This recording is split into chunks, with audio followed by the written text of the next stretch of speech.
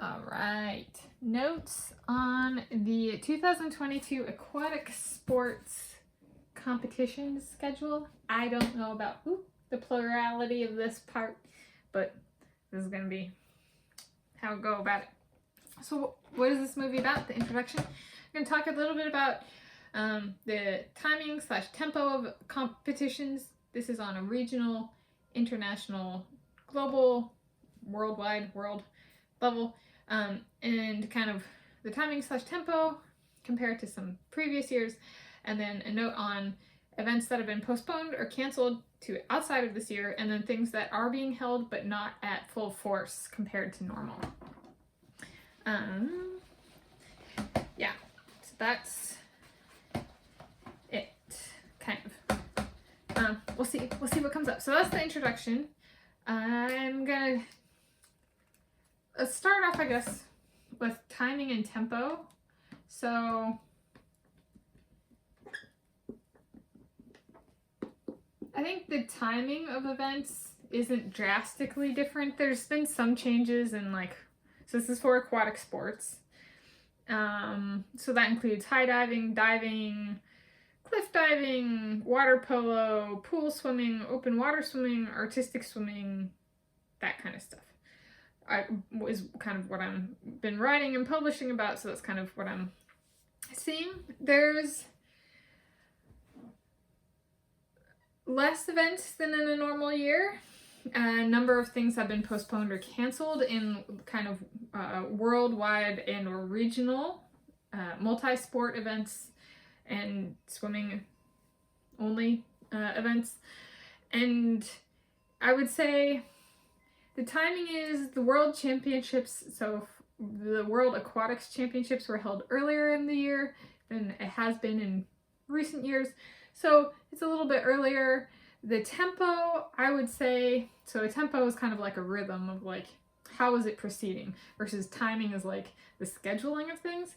So scheduling is roughly similar, a little more stretched out, kind of during the summer months from kind of June to September, as opposed to kind of normally July and August. So it's a little bit more spread out in terms of timing. Tempo is, depending on one's region, there's either a lot going on or not a whole lot going on. So if one lives in the Commonwealth and in Europe and competes at the World Championships, they would have 3 continental / regional / world competitions in the time frame of 2 months, which is a lot to be performing at one's best for each competition. So depending on where one is, it's a very up-tempo year for places like Wales or Scotland or other, Northern Ireland, stuff like that. And that's just kind of ones that are on my radar with my writing right now. And tempo-wise, then there are places like the United States of America where the kind of guiding approach to international competition is to not compete unless it's a World Championships or it's an event created by USA Swimming. It's rare that the United States of America sends its quote unquote top swimmers to regional or continental championships, such as the Pan American Games or the Youth Pan American Games, that kind of thing. So, and I don't even think there is a North America, which includes everything north of the Panama Canal. There's not even a games for that. So it's kind of been suppressed really severely by the United States of America in aquatic sports. What might have otherwise been a thriving competition scene. So, and so in that sense, the United States of America is kind of really low tempo, does not have very much going on, because one of the championships that it would normally compete in isn't even being held this year. So that's kind of timing and tempo. I said I'd compare it to previous years, so this is similar, I would say, socially, so from a spectator and just how far aquatic sports propagate social conversation in my life. This is similar in terms of a year to 2021 and 2008. And what do I mean by that? I know more than one handful of people, so more than 5 people, who completely didn't even hear about the 2020 Summer Olympic Games or anything that happened there. And I know over a handful of people who completely missed the 2008 Summer Olympic Games and didn't even hear about anything that happened. Like during the Olympic Games, nothing that happened there reached them. And it's like interesting kind of talking to them, because afterwards they're like, you know, if an Olympic Games that's supposed to be like, oh my gosh, unparalleled and stuff, doesn't even propagate to them when they're living their normal daily lives, is the Olympic Games even notable? And I was like, not 2008, not 2020, which 2020 is in 2021. So this 2022 has ended up being kind of similar socially, is like, wah, wah, wah. Certain things, artistic swimming's been talked about far more, but that's kind of the standout of the sports in my social sphere this year. So it's better than 2008 or 2021 in that sense. Artistic swimming is the only sport that made it through socially. Versus in 2008 and 2020, no aquatic sports made it through. Okay, so that's that. Postponed or canceled.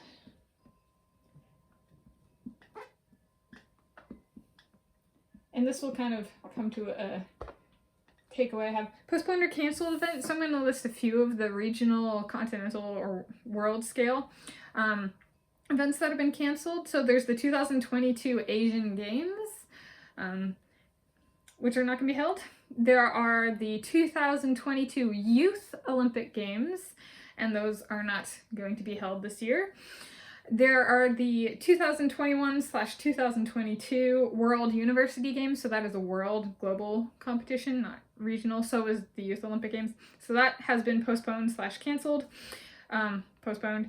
The 2022 Pan-Pacific Swimming Championships have been postponed or canceled, and the 2022 Oceania Championships have been postponed or canceled, which is actually a lot. It includes multiple worldwide/world championships. So that's kind of an interesting one. So it's a way of saying it's sparse. It's a sparse year in terms of competitions. There's not a whole lot. It's a reminder, this is a COVID-19 pandemic year. There's not a whole lot of sporting competitions going on. The sporting scene in aquatic sports has not recovered fully. So there's things that are not normally held this year,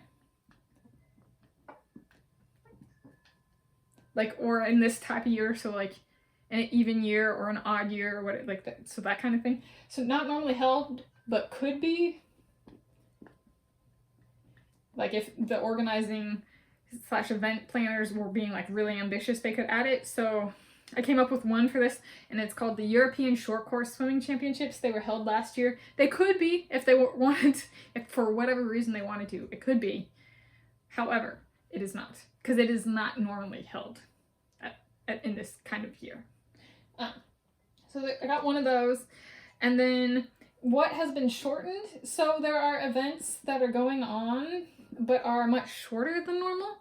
So I have 3 of those, and 2 of them are much shorter. One of them is a little bit shorter. So the 2022 Artistic Swimming World Series, like there can be like, they call them legs. They're like 2 or 3 days of competition, and they hold it in different locations throughout the year. And like some of these will be, 10, sometimes like if it's going really out there, it would be like 14 times, like heck, even 20 times in a year. There could be 20 of these legs in a year, 20 of these 2 to 3 day competitions held throughout the world. It was only 4 this year. And then a similar thing is going on with the 2022 Swimming World Cup. So that's kind of like the Artistic Swimming World Series, kind of, but for pool swimming. It's only 3 legs this year, which is, I think, the shortest it's ever been. So normally it's like double-digit stops or something like that. or that's the intent anyway. So it's not even, if we're taking double digits as a standard, we're looking at it's functioning at most 30% of normal operations. And then another example, which isn't quite as severely shortened, is the 2022 Marathon Swim World Series. That one tends to be, it's like 5 legs this year. It does tend to be, or is intended to be, a few stops longer, so that's been shortened as well. So all of this is really a way of saying it's kind of sparse in aquatic sports this year. In large part, these events that have been canceled or postponed kind of across the board are because of the COVID-19 pandemic. It's not as overwhelming as 2021 was, but it is more competitions than 2020, which is when the COVID-19 pandemic really kind of shut things down at the initial stage. And so a bunch of stuff was closed and competitions were canceled for a prolonged period of time. So it is not like, it's not like it's empty. It's not an empty calendar. It is sparse compared to normal, however.